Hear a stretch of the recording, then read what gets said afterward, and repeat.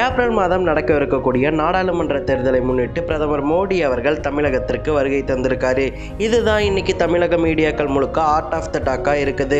கடந்த மார்ச் 15ஆம் தேதி நடந்த ஒரு கூட்டத்தில் பிரதமர் மோடி அவர்கள் டிஎம்கேவின் ஆணவத்தை தமிழ்நாட்டில் பிஜேபி இந்த நாடாளுமன்ற தேர்தலில் உடைக்கும் அப்படின்னு சொல்லிட்டு ரொம்பவே ஆவேசமாக பேசியிருந்தாரு.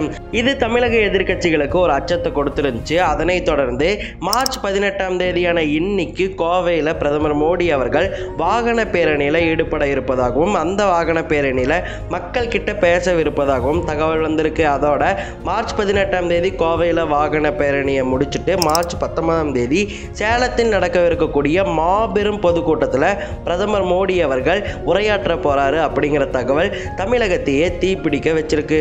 ஏன்னா அந்த மாபெரும் பொதுக்கூட்டத்தில் பிரதமர் மோடி அவர்களை காண லட்சத்திற்கும் அதிகமான தொண்டர்கள் கூடலாம்னு சொல்லிட்டு சேலம் மாவட்டத்தின் காவல்துறையினர் சொல்லியிருக்காங்க.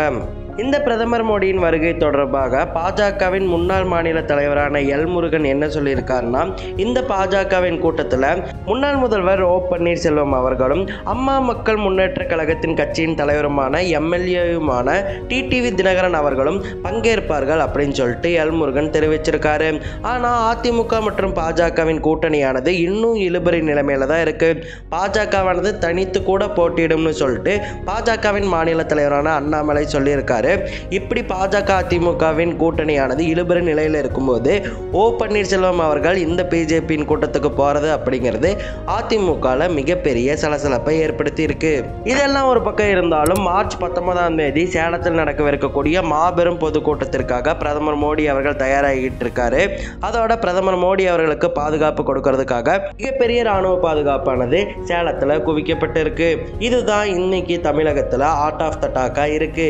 இந்த செய்தி உங்களுக்கு பிடிச்சிருந்துச்சுன்னா மறக்காம நம்ம சேனலுக்கு சப்ஸ்கிரைப் பண்ணிருங்க.